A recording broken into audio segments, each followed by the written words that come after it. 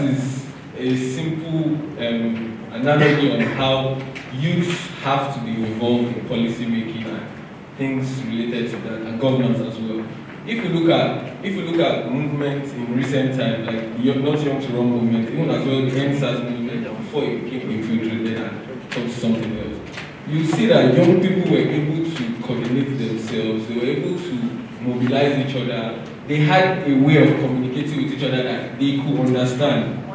And these things made everything seamless because young people could relate to themselves, pass messages to themselves. We understand new technology, how to communicate, how to pass across our message, how to make our point. So if we're in a country where we're about 200 million people, it is only right to have young people on the table as well. It is proper and it is right to have young people on the table as well.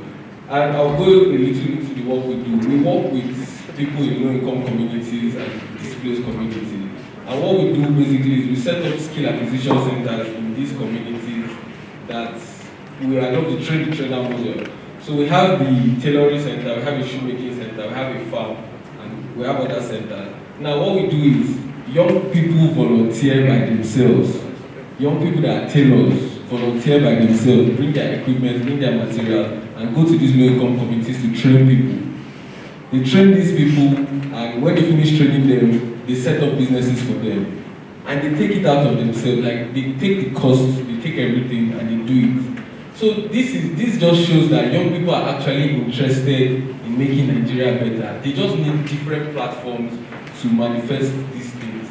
We have the capacity, we have the knowledge, we have the youthful strength, and I just feel like as a country we should make more opportunities for young people to be able to be involved in critical decision-making places. Also, and it's not saying that being a young person is a pass to sitting on the table. We also have to look, as young people, we also have to build capacity and mobilize ourselves to be credible and qualified enough to be at this table. But basically, as a country, we need all hands on deck to be able to win the football match, in essence.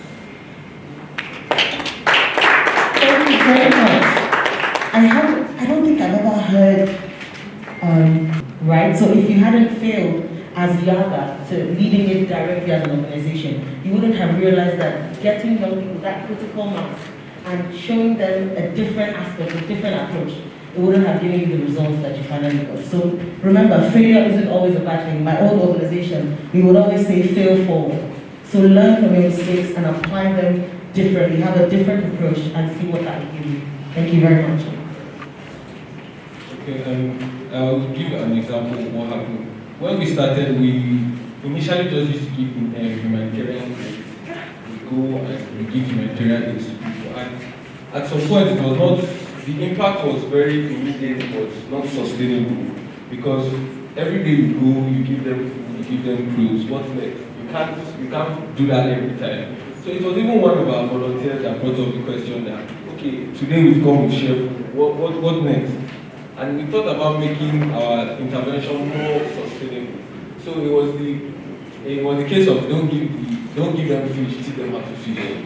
So instead of coming to give them food every day, we now thought of the idea of setting them up by themselves.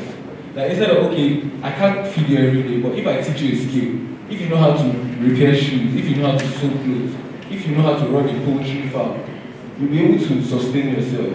So we adopted that model, and it has even been easier for us because we don't have to do everything. We have young people that are reaching out every day. There's even somebody that said, I'm a photographer, I want to come and teach them photography.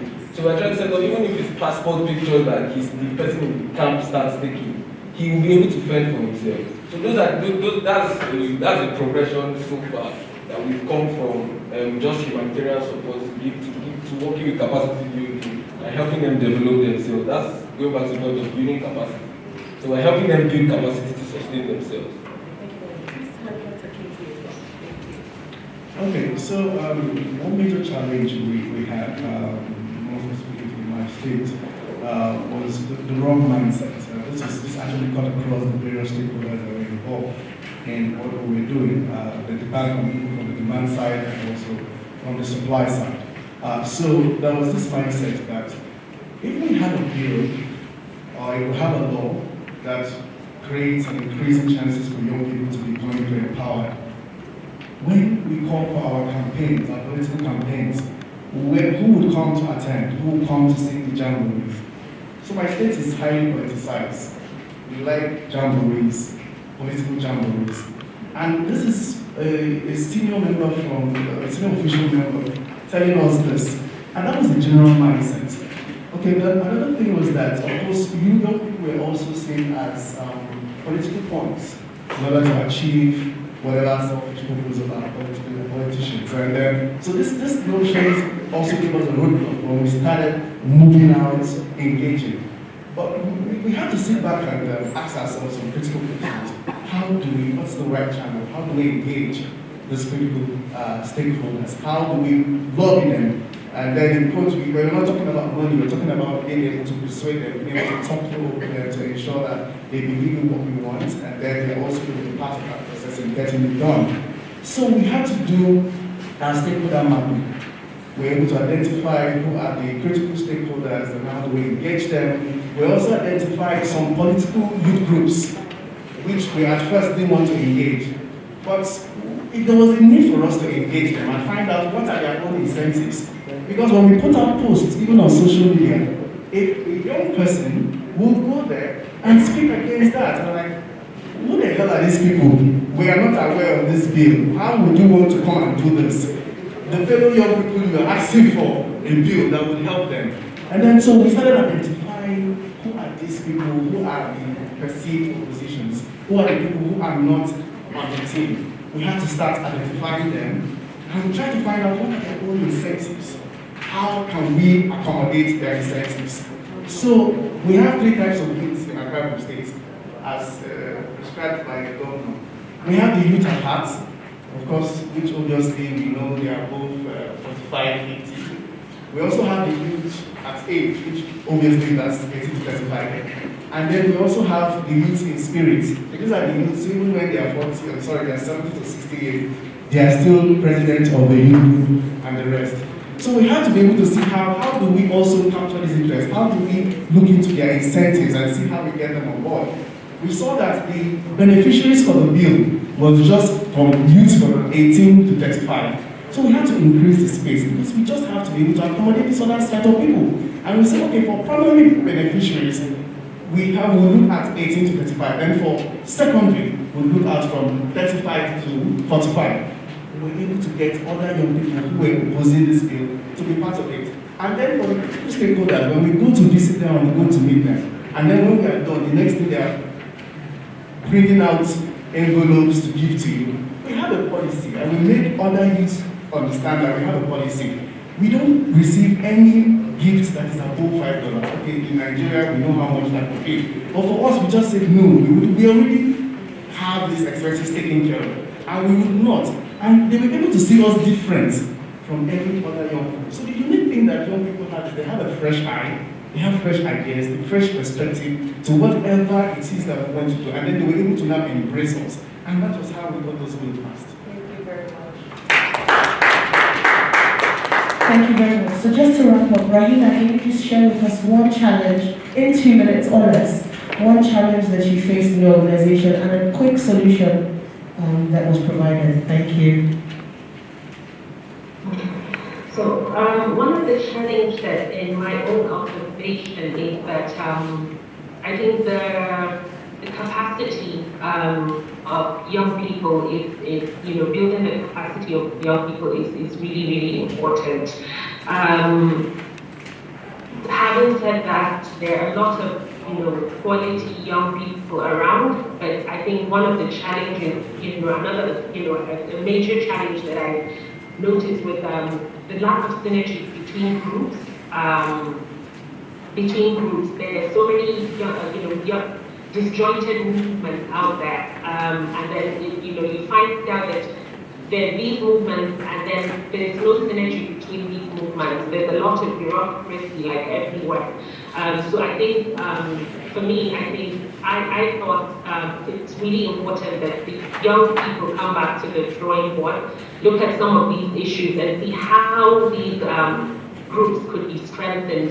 How can young people have one voice, stand together and stand for, the unity brings about a lot of positive things, change. But when we have a lot of movements that are not collaborated or have that synergy, you'll find it difficult to get the level of impact that we're actually looking to have. So I think that's one very important point. Having pressure groups, youth movements, coming together to see, even lobby groups coming together to see how they can have one voice and then stand together. Yeah. Thank you so much. Thank you so much, Ramiro. Please, a round of applause. For the purposes of time, and so we can move on swiftly and not keep us too long, we will not be able to take any questions. However, we will share the social media handles, Twitter handles especially. I think we're all active on Twitter, right? As an orientation agency charged with the responsibility for citizens' engagement, with a view to giving feedback to government, whatever it is that we are able to gather from this engagement will be sent by way of report, a special report to government. This is a feedback mechanism.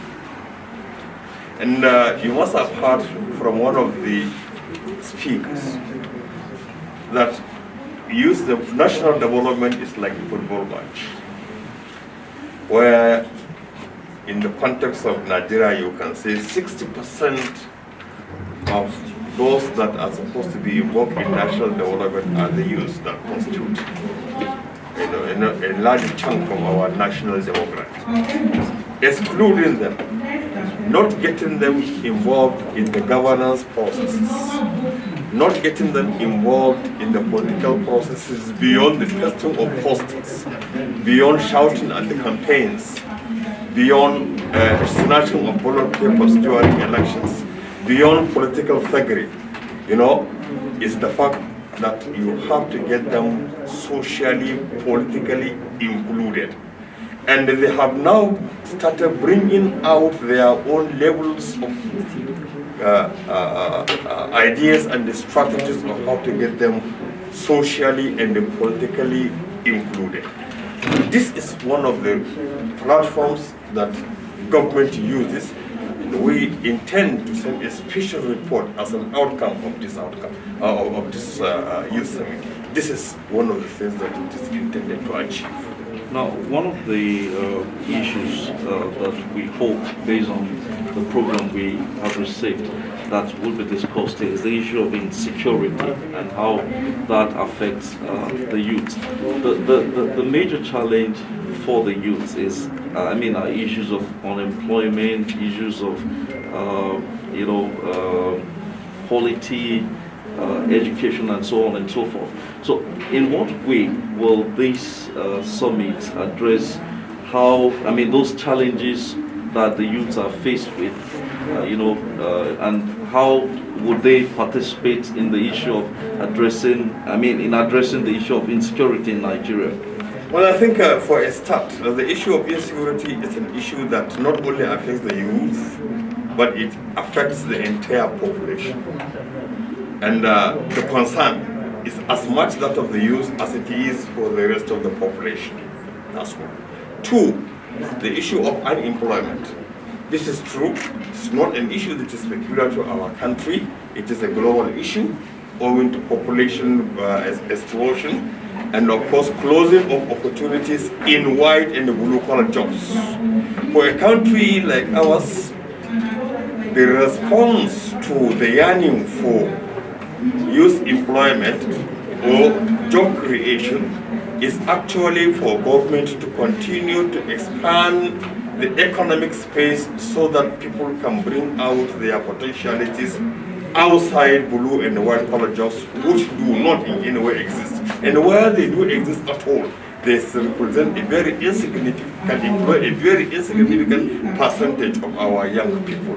Government is putting all manner of programs, policies, ease of doing business, poverty alleviation. But the issue is we have to find a way, and that you have, as the gentleman from Cross River we have to find a way of creating an environment where the youth will engage, bring out the best, make of their potentials in an environment that is open, that is transparent, that is less of corruption, and of course that accelerates wealth creation. And this is actually some of the ideas that we are tapping. I am particularly excited with the latest response from Zamfara, I think, Rahina Idris, and the gentleman from Cross River. You can see the kind of aggregation of ideas that they have brought in, and this will go a very long way in helping government. Thank you so much. Thank you.